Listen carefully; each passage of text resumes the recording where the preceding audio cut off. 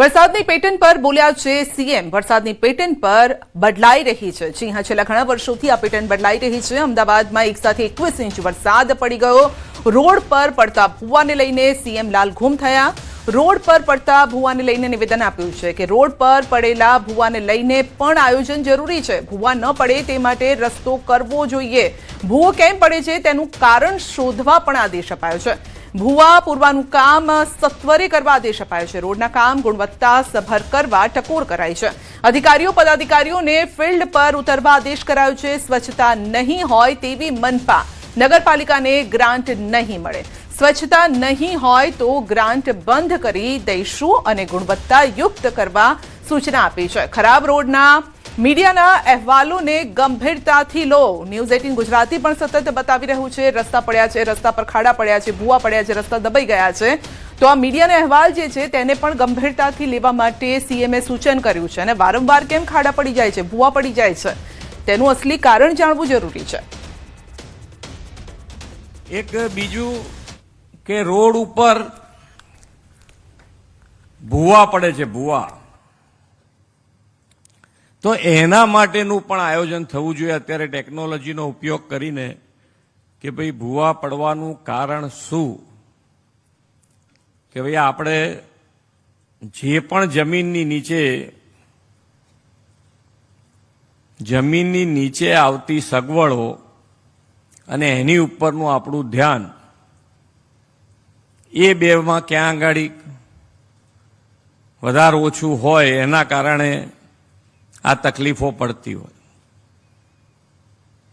અને એક કારણ કે ભાઈ મેનહોલ અને મેનહોલની આજુબાજુ મેનહોલ ઘણા બધા ઊંડા હોય છે એક તો, અને એ ચણતરની ઈંટોના કારણે હવે મને લાગે છે આપણે પહેલા ગેસની પાઇપો બહાર કાઢતા તો એ બંધ કરી દીધી છે,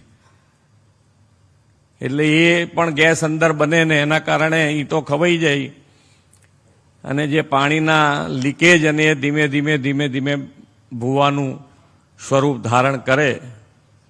તો એનો પણ ઉપાય આપણે આજથી શોધવો જોઈએ અને ફરીથી એની ઉપર કામ થવું જોઈએ। સ્વચ્છતા તો હવે દરેક જણ મગજમાં અહીંયાથી લઈને જ જાય કે ભાઈ એમ જે નગરપાલિકા હોય, મહાનગરપાલિકા હોય, એમાં સ્વચ્છતા ના હોય એવું કોઈ કાળે ચાલશે નહીં। જેમાં બૂમો આવશે હવે સ્વચ્છતાની, તો એની અહીંયાથી ગ્રાન્ટ જ બંધ કરી દો કે ભાઈ હવે નવી ગ્રાન્ટ એમને આપશો નહીં। સ્વચ્છતા જ નથી કરાઈ શકતા તો બીજા પૈસા આપીને કામ શું છે આપણે? સ્વચ્છતા તો હવે દરેક જણ કરાઈ શકે એમ છે। એટલા પૈસા તો તમારી પાસે આવે છે ને આવે જ છે।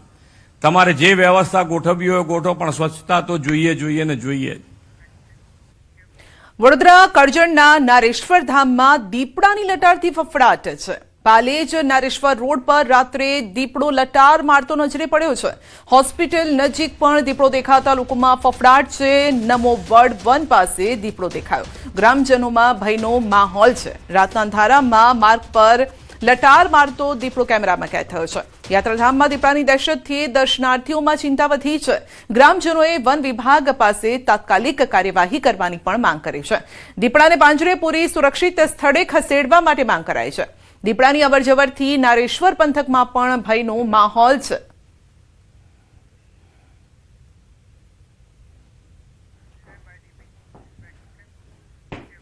વડોદરા કરજણ નજીક બે ટ્રક વચ્ચે ગમખ્વાર અકસ્માત। માતર ટોલ પ્લાઝા નજીક બે ટ્રક વચ્ચે સર્જાયો ભયાનક અકસ્માત।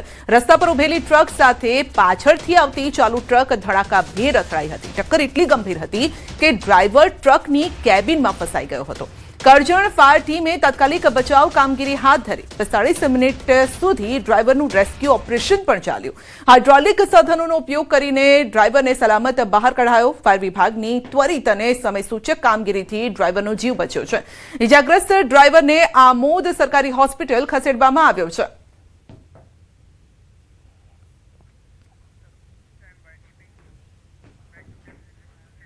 દાંતામાં કારમાં લાગી આગ. કારમાં અચાનક ભીષણ આગ લાગી. આગ લાગતા અફરાતફરીનો માહોલ સર્જાયો. ઘટના સ્થળે લોકોના ટોળે ઉમટી પડ્યા. આગે જોતામાં વાહનને ઝપેટમાં લઈ લીધું. દાંતા વિસ્તારમાં ફાયર બ્રિગેડની અછતનો પ્રશ્ન ફરી સામે આવ્યો છે. સમયસર ફાયર ફાઈટર ન પહોંચતા આગ પર કાબુ મેળવવામાં વિલંબ થયો હતો. તો આગ એટલી વિકરાળ બની હતી કે આખી બોલેરો ગાડી બળીને ખાખ થઈ ગઈ.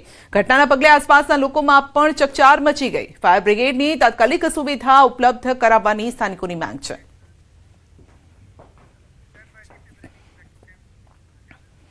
અમદાવાદની રેસ્ટોરન્ટમાં હવે જોવા મળી શકે લેબ સર્ટિફિકેટ. રેસ્ટોરન્ટમાં પીરસાતા પનીરની ગુણવત્તા ચકાસવામાં આવશે.